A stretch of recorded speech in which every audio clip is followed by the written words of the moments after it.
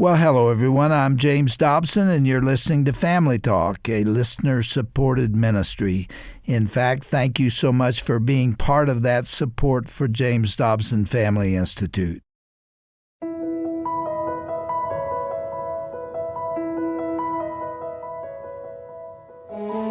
Welcome to Family Talk with your host, psychologist, and best-selling author, Dr. James Dobson. I'm Roger Marsh. As many of you know, Dr. Dobson, of course, is the host of this daily radio program, but today he's taking off his headphones and sliding over to the guest microphone and answering some questions from our good friend, Chris Fabry. Chris is the host of Chris Fabry Live on Moody Broadcasting and has been in the radio business for over 30 years. Chris is the author of more than 70 books, and he'll be asking Dr. Dobson how he got started, and he'll also highlight some career accomplishments along the way. It's a lot of great content, so let's get to part one of Dr. Dobson's conversation with Chris Fabry here on Family Talk.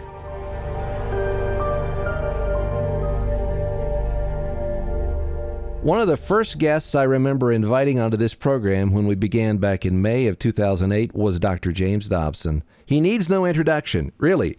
And every time I hear people say that, they give a lengthy introduction, but if he needs no introduction, why give one? From his studio in Colorado, where he conducts Dr. James Dobson's Family Talk. Dr. James Dobson, how in the world are you? I'm doing great, Chris, and I love you like a brother. It's a real pleasure to be able to talk to you today. Well, same here. Now, I've got some questions to ask you.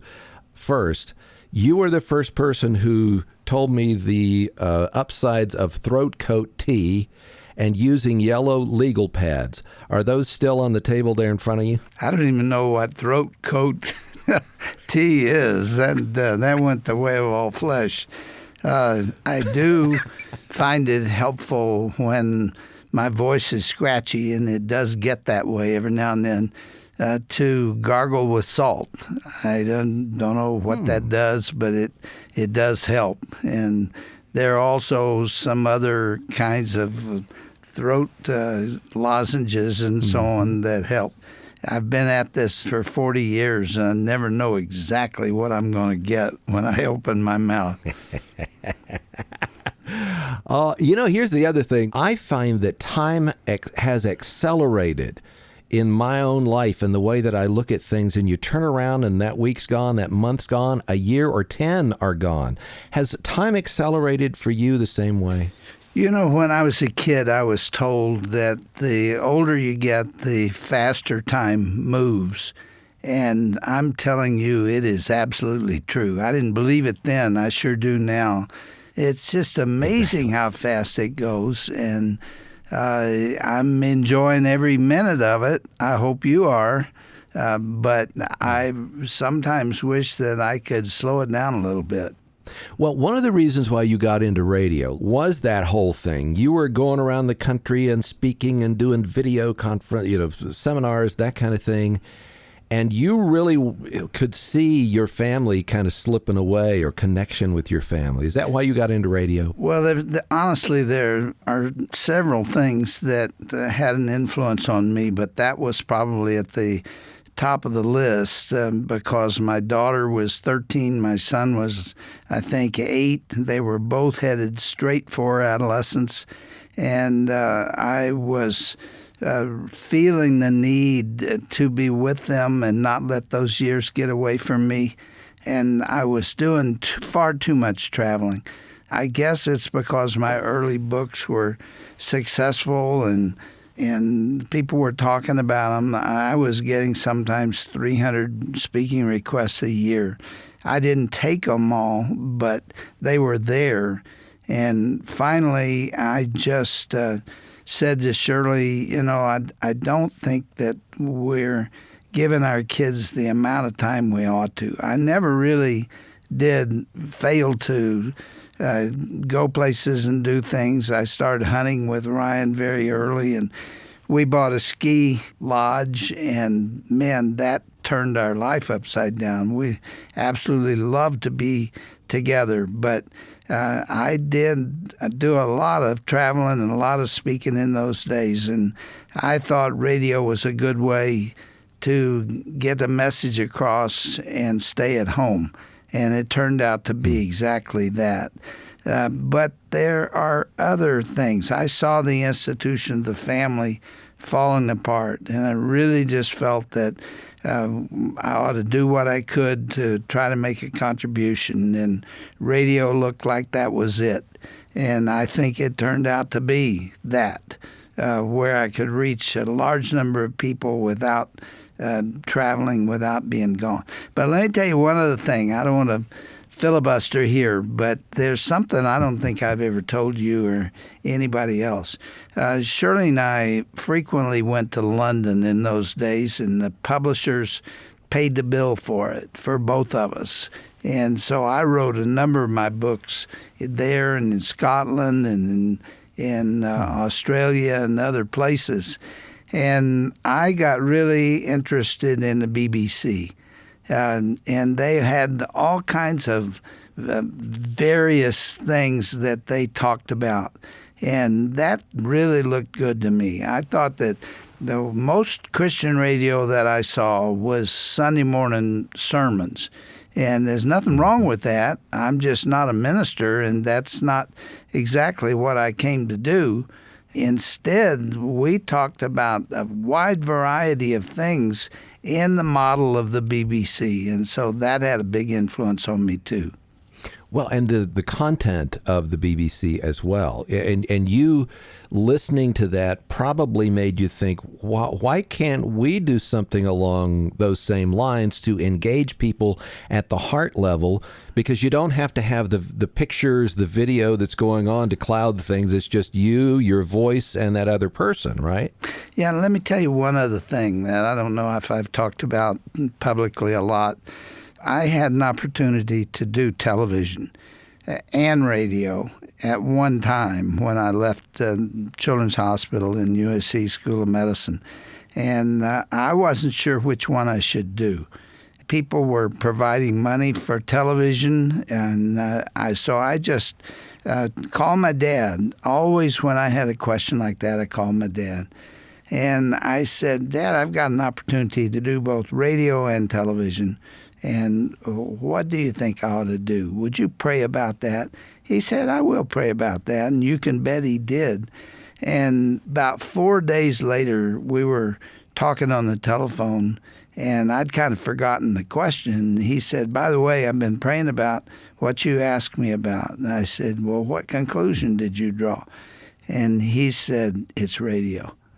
He said, I really think you can accomplish a whole lot more with less of your time and energy and less money and all that. Your television, it just absorbs every energy. He said, I think it's radio. His influence was so strong in your life.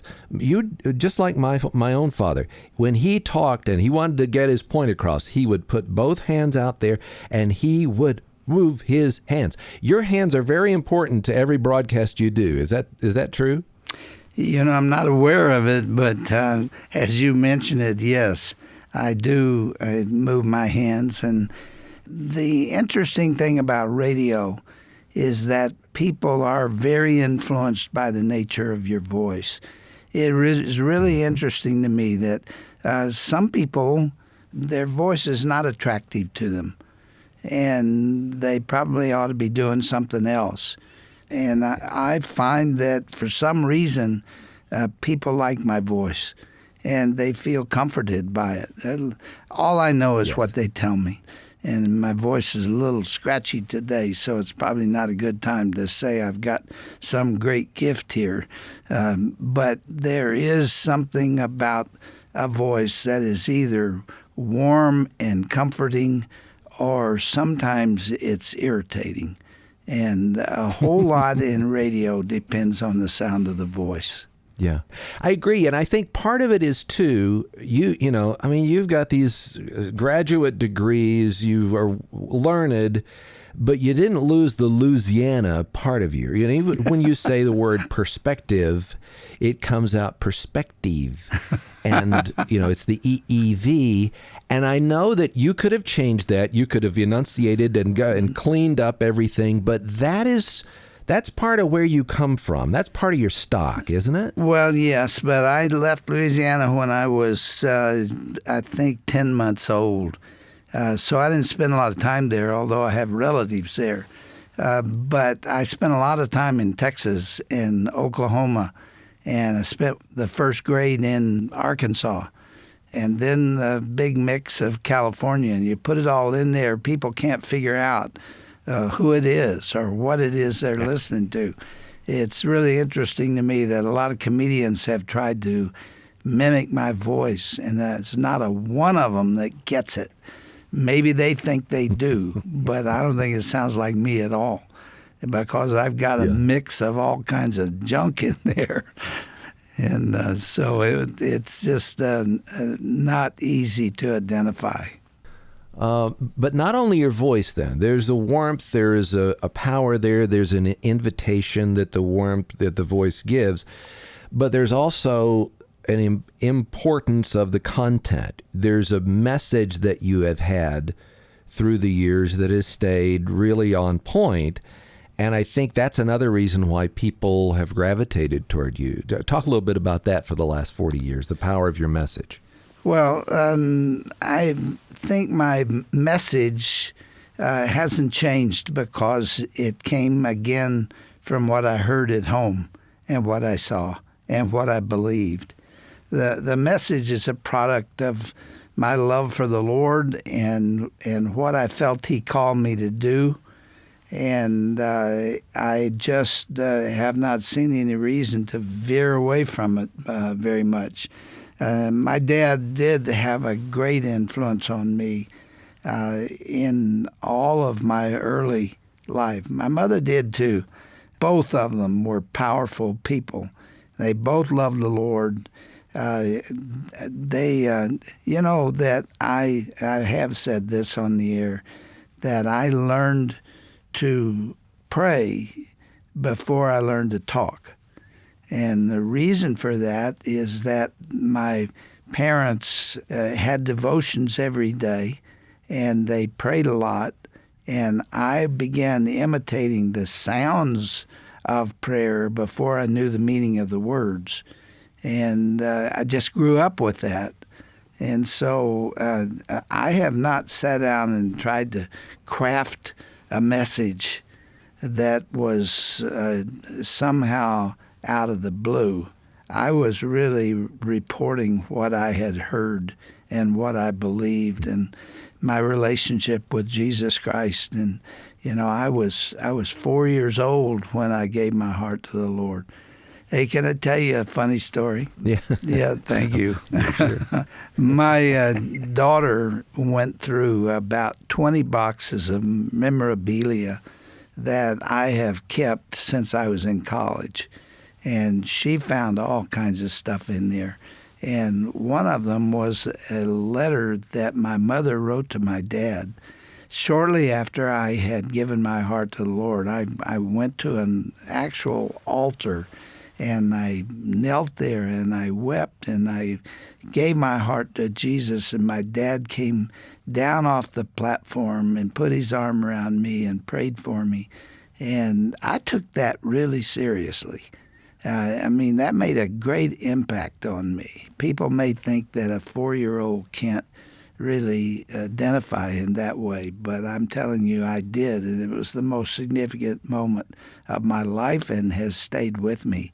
But shortly thereafter, I was riding my tricycle, and this is what my mother wrote to my dad, that I was riding along and I slipped and I fell and I really hurt my hand, and I was wailing over this. I mean, I was really hurt. And my mother said, well, Jimmy, why don't you pray about it?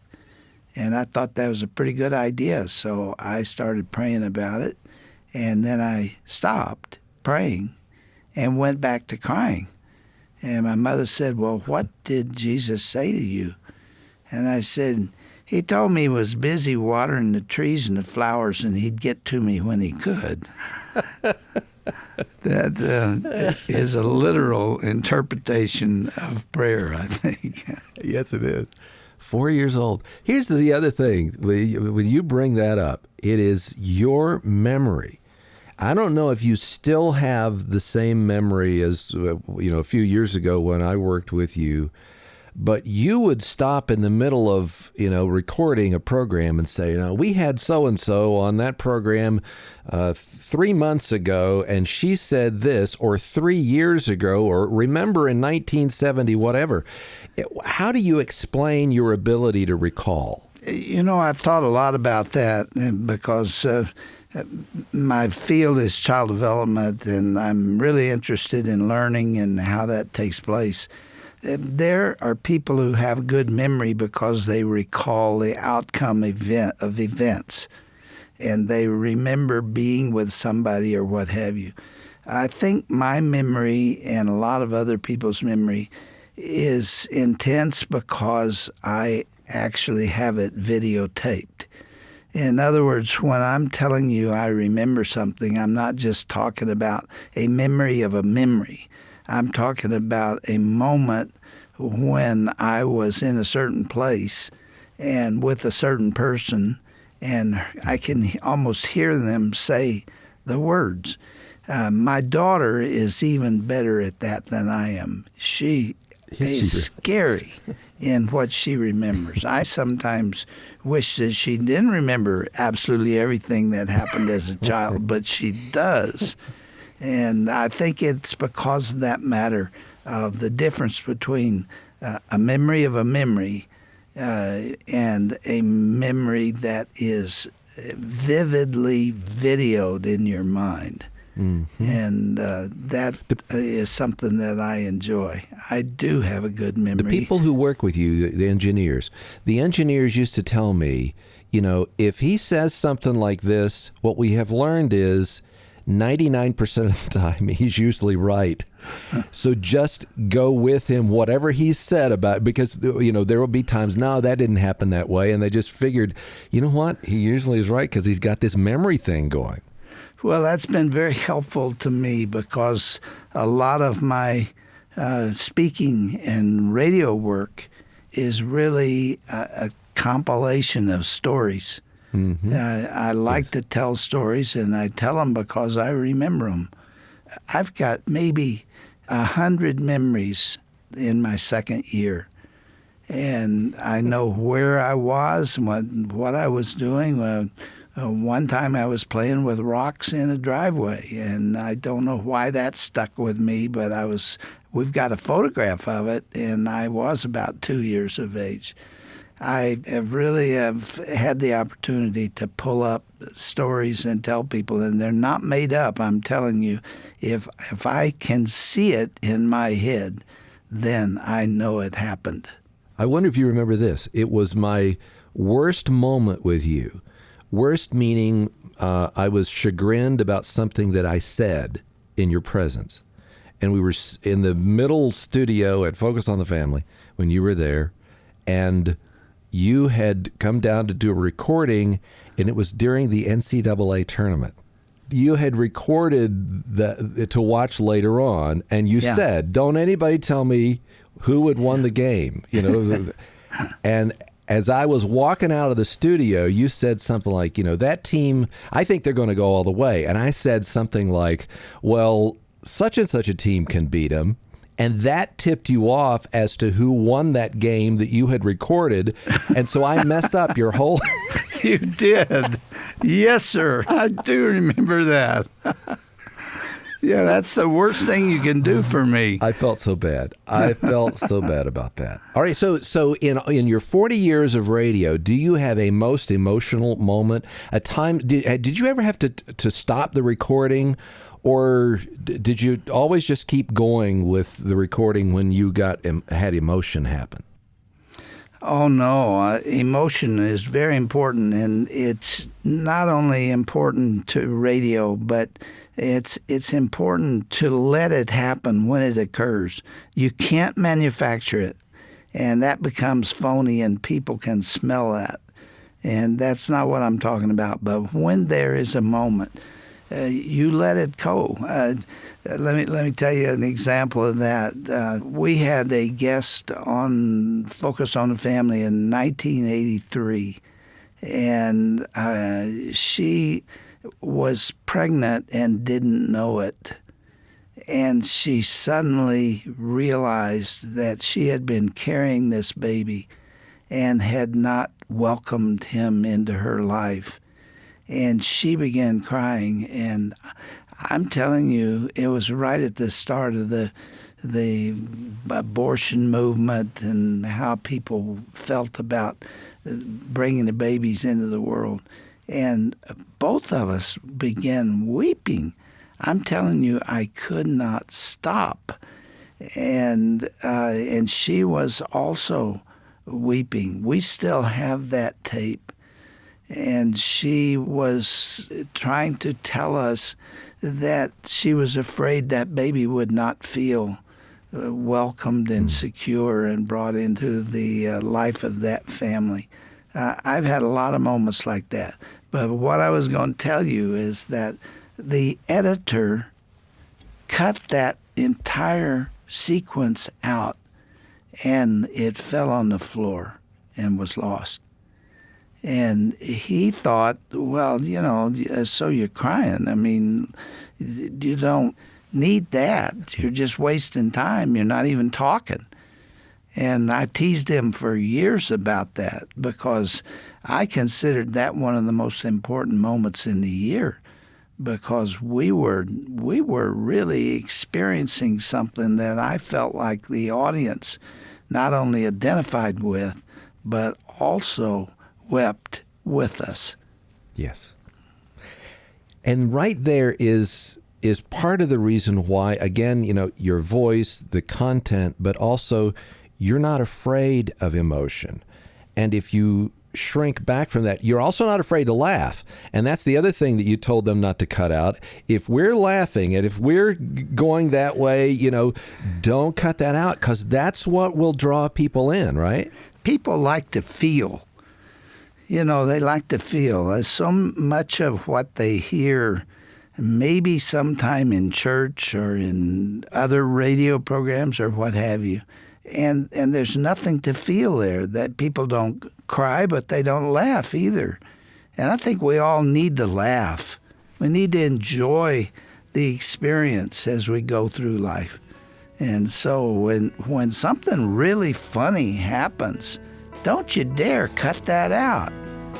But don't try to laugh over something that's not funny, because that will turn people off big time.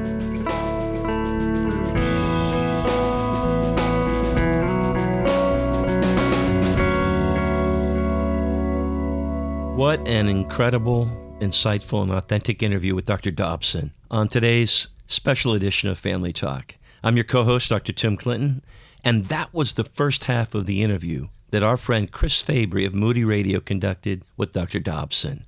It's a rare occasion that Dr. Dobson can be persuaded to give up his role as interviewer to anyone else.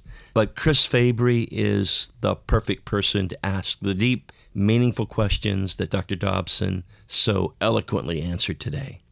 Now, if you missed any of today's broadcast, you can listen to it in its entirety when you visit drjamesdobson.org/Family Talk. And of course, don't forget to listen again tomorrow to hear the conclusion of this fascinating conversation. Before we go, I'd love to remind you that right now is a perfect time to give to the James Dobson Family Institute. Thanks to the generosity of some friends of the ministry, we have a matching grant of $300,000 just for the month of June. That means your gift of any amount to the Dobson Family Institute or Family Talk this month will be doubled. We're eager to see all that God has in store for this ministry. To give today, visit drjamesdobson.org or call toll-free 877-732-6825. You can also send a contribution through the mail. Our address, the Dr. James Dobson Family Institute, P.O. Box 39,000, Colorado Springs, Colorado, 80949. That's the Dr. James Dobson Family Institute, P.O. Box 39,000, Colorado Springs, Colorado, 80949. Well, thank you again for listening and for your support of the James Dobson Family Institute. I'm Dr. Tim Clinton. I hope you'll join us again tomorrow for part 2 of Dr. James Dobson with Chris Fabry and the man behind the mic.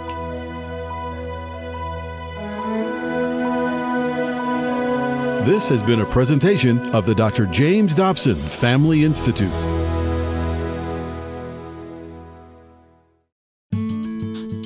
Hey everyone, Roger Marsh here for Family Talk. Where can you go to receive support and advice for you and your family? Family Talk interacts with millions of people every day with inspiring advice and tips from Dr. James Dobson on what matters to you the most. Whether it's marriage or parenting, you can be sure our Facebook page will keep you updated with how your family can succeed. Join us each day for the latest broadcast, resources, and inspiration. Nowhere else can you hear a thought of the day from Dr. Dobson, as well as a special message before you say goodnight. Now, you can be sure that every post on our page is created with you and your family in mind. So please take the time to visit us and become part of our online community at facebook.com/Dr. James Dobson's Family Talk. That's facebook.com/Dr. James Dobson's Family Talk.